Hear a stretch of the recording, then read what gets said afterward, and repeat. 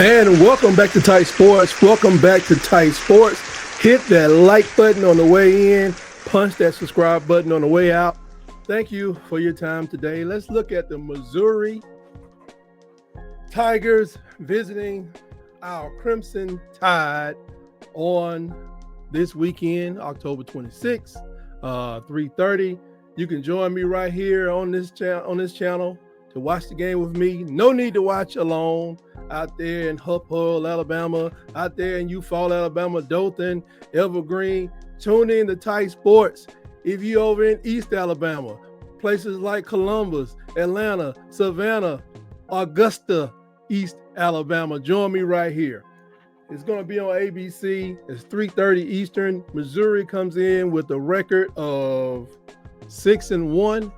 Alabama is 5-2. Like I like to say, 5 in Tennessee. Looking at Missouri for a second, real quick. Their defense is leading the way for them.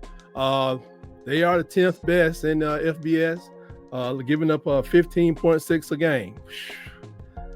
Yeah, I'm pretty sure their numbers are a little padded by their lesser opponents, but not a problem.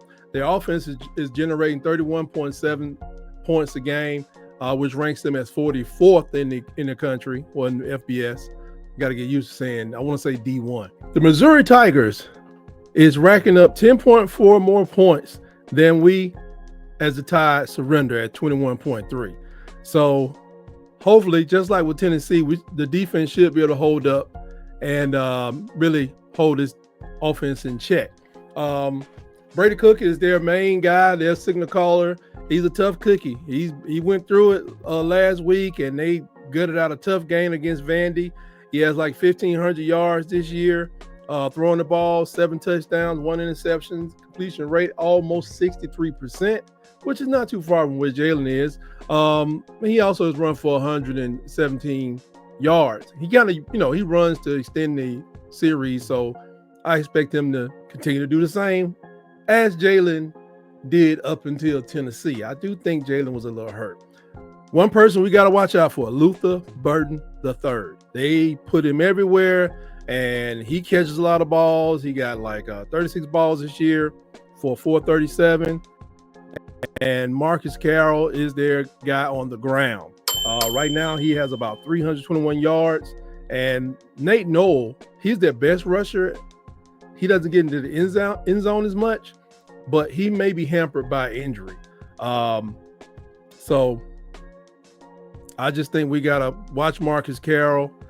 He doesn't have any receptions right now, but that could change because, hey, you know what? We get everybody's best game. And right now, let's look at our injuries. Alabama has Keon Saab is out. I think they say it's a broken bone in his foot, which I don't know. Can't remember off the top of my head how many bones are in the foot, but he's out. Caden Jones is out. That's going to hurt our linebacker rotation. I think he was like he's a second team, but he kind of rotated in a little bit to, help give people a breather. So I think they got like 12 linebackers on the team. Hopefully next man up.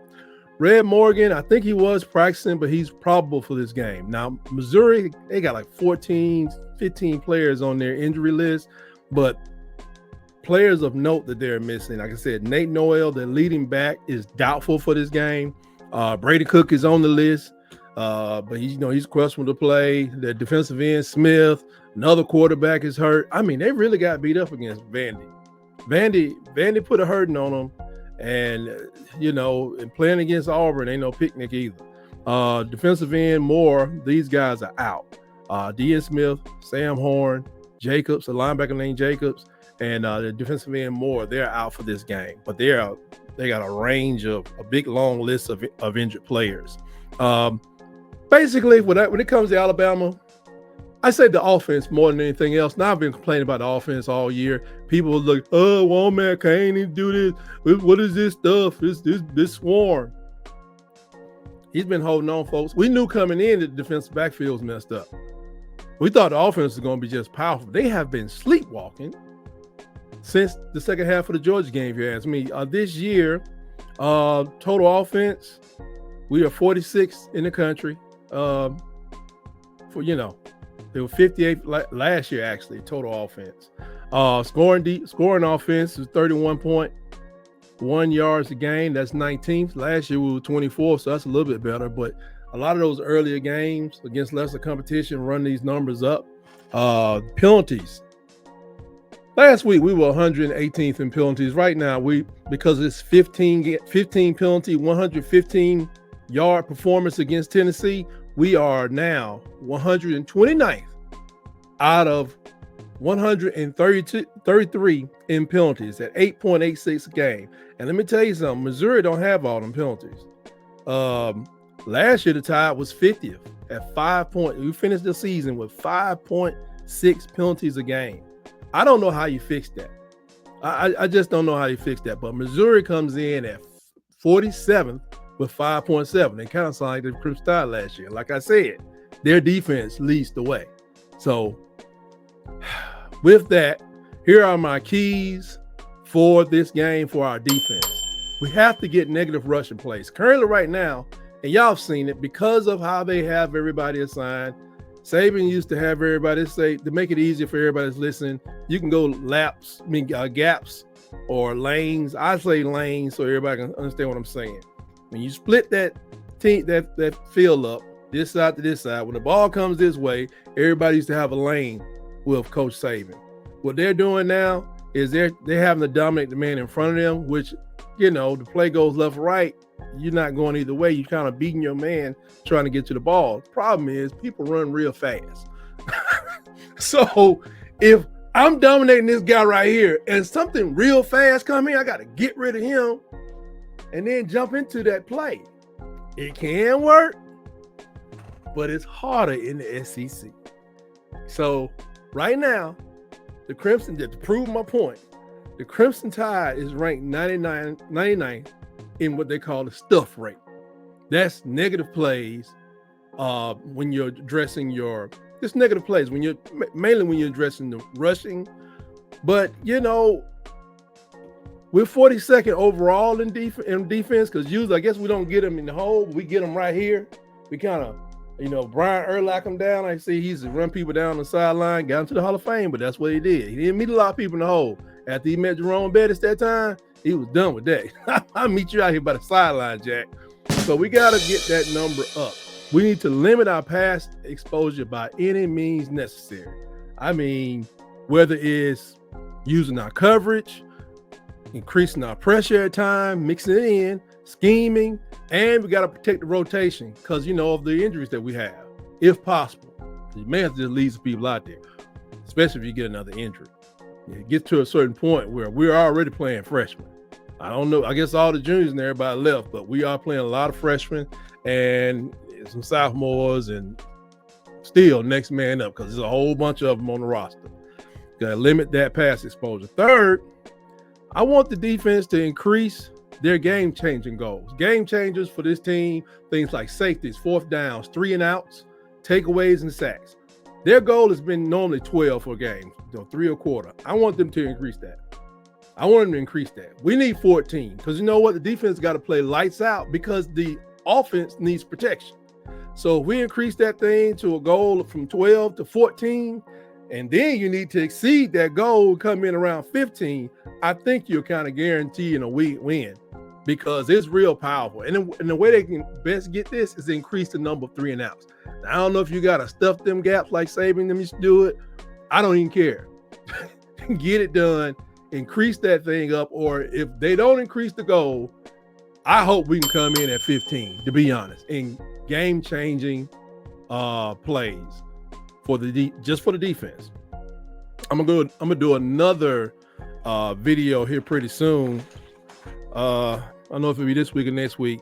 They have something they call the 12% rule, and I just want to spend some time on that. I want to look into it. It's going to be kind of mathematical, your simple math, but I want to get into that 12% rule and why I think it doesn't work for the Crimson Tide right now. That's more of a overall team thing. The offensive keys. I've been saying it all year. I've been saying it since the Wisconsin game, especially. I said it at USF game. We need 45 to 50 rushes per game. How many plays do we get every game? We come in about 69. Sometimes I don't think we crossed 70 this year, but raise your hand if you think it's a good idea for any Alabama quarterback, past or future, or signed up on the recruiting list to throw the ball over 40 times. Jalen Milroe had to throw the ball 45 times last week, or he chose to. I know he got RPOs. That's how it netted out.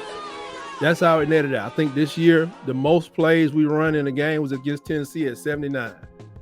I don't even care. We averaging somewhere around 65, 66. I want to see about 45, 50 plays rushing the ball. Gotta get, and then 70% of those plays don't need to be Jalen taking the ball and running. Almost 80% of his runs need to be, I don't have nobody to throw the ball to, I'm out, I'm gone. 7% of these rushes need to go to the backs. You can throw some to the, K-Law, whoever, in and around if you want to.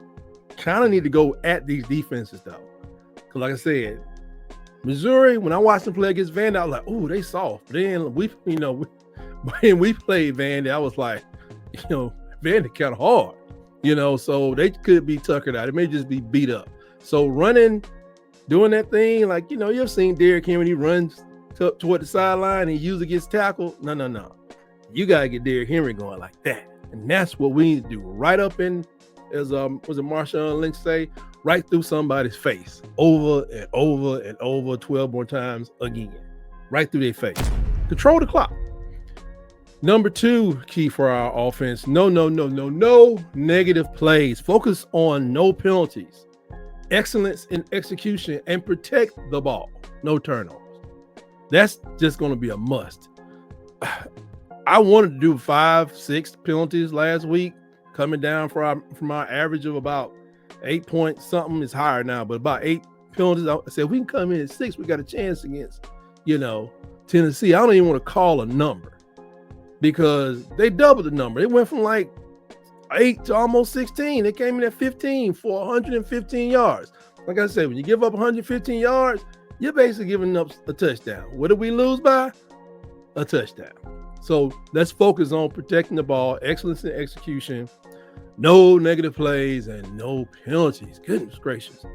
And my third key for our offense: don't drill passes. Deal them. Like, you dealing cards. Hey, pass that thing around. To have 45 pass plays last week and you throwing 20 to Hollywood, man, you asking for an interception. You asking for a fumble. You asking for injury. That ain't even necessary, man. Use these people. You can use Hollywood, but God dog, you got Kobe Prentice, and I'm talking about Slick Sheridan and Jalen Milroe. You got Kobe Prentice, Kendrick Law. You got Dippery. You got another tight end. Name slips my mind. Jeremy Bernard. Get him in the game, and forgive Caleb Oden. He's a big freshman, 6'5", 6'6", whatever. Toss him a few, maybe even throw him a medicine ball, because, young man, you need to keep your trap shut. Just keep your trap shut. Getting on social media, airing this stuff out, that's over with. We done with that. So I would love to see you get a little medicine ball, real close to the line, not too high. You know what I'm saying? Just to warm you up and get your attention. So with that, I think the Tide's gonna roll. I think we favored by something, but we need to make a statement. We need to make a statement to this conference to let them know that this, our backs are against the wall, but we need to let people know that we ain't all the way just rolling over dead. It's buzzards flying around the doggone complex right now. It's buzzards flying around like carcasses laying on the side of the road. But with that, I'll give my score right now: Alabama 31, Missouri 18.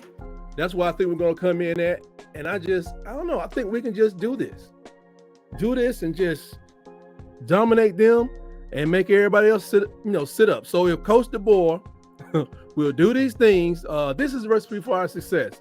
If Milroe can go, let him go. Cause I know he looked funny in the pregame. And, he has to release the balls to the back sometime when we're running, because he can't run. He just shouldn't try to run that many times like he has earlier in the season, especially in this part of the season. We got LSU coming up. We cannot be going in there with quarterback 2 or quarterback 3 playing QB1. So we got to deliver blow after blow after blow with the running game to zap the energy, the effort, and the will out of the defense. And then you keep going in the second half to end the game. And I promise, you know, if you will increase the number of explosive plays, Coach DeBoer. I promise you. I know they believe in this explosive play thing. That's great. But if you look it up, the stat says an explosive play is a 20-yard pass or a 10-yard run. Hey, if you run the ball 45 times and establish it early, you will have a plethora of explosive run plays in the second half. And that's all I got for now. We'll check you out here Saturday. I should be in about 30 minutes before game time to go over these things for those people who didn't hear it. But until next time, always remember, roll, tide, roll.